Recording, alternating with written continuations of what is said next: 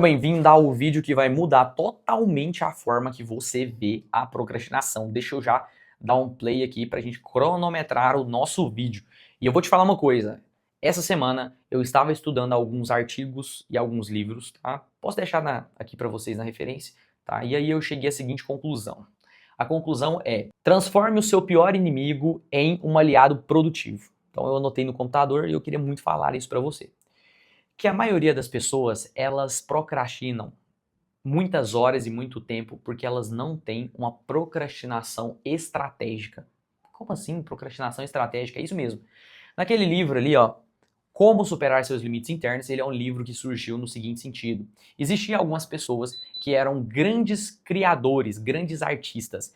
E todos os artistas de sucesso, eles descobriram que existe um número, vamos dizer assim, um número de sucesso, que é a lei de Pareto, que acredita na seguinte coisa, que 80% dos seus resultados vem a partir de 20% dos seus esforços. Então, esse escritor fala a seguinte coisa no livro. Ele fala assim, ó, 80% da conquista, do sucesso de um pintor de telas vem de 20% das suas obras pintadas. Ou seja, ele precisa pintar não somente uma obra, mas ele precisa de pintar 1000 quadros para que 20% desses quadros fale dele 80% do resultado. Então, quando eu entendi isso, eu entendi a seguinte questão, que a procrastinação, ela vai acontecer. Ela é algo que acontece na nossa vida. Só que, quando a gente entende que existe uma procrastinação estratégica, aí a gente entende o jogo. Como assim?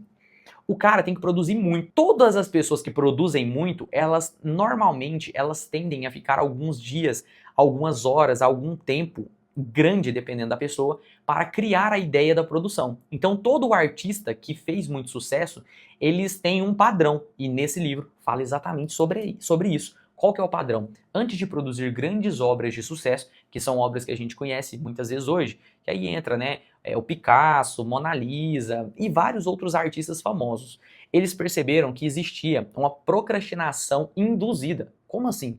Existe algo chamado tempo ósseo. O que é tempo ósseo? É você ficar sem fazer nada.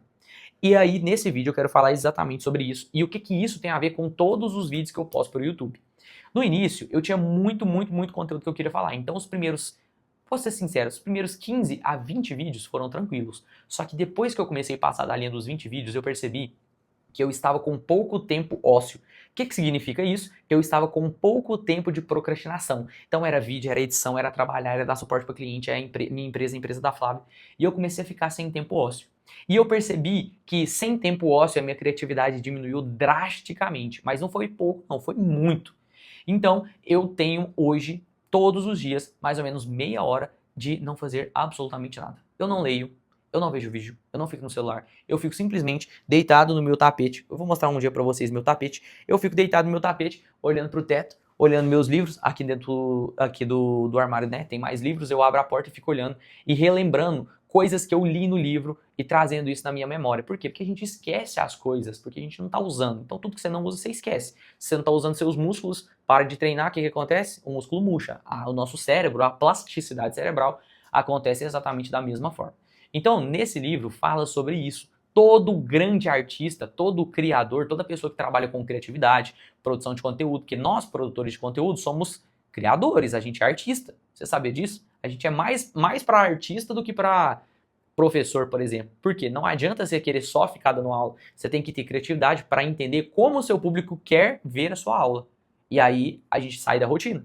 A gente sai do óbvio, que é trazer conteúdos que são clickbait, quebra de padrão total, que é, por exemplo, procrastine de forma estratégica. Cara, isso foi o que mudou minha vida. Escuta o que eu tô te falando.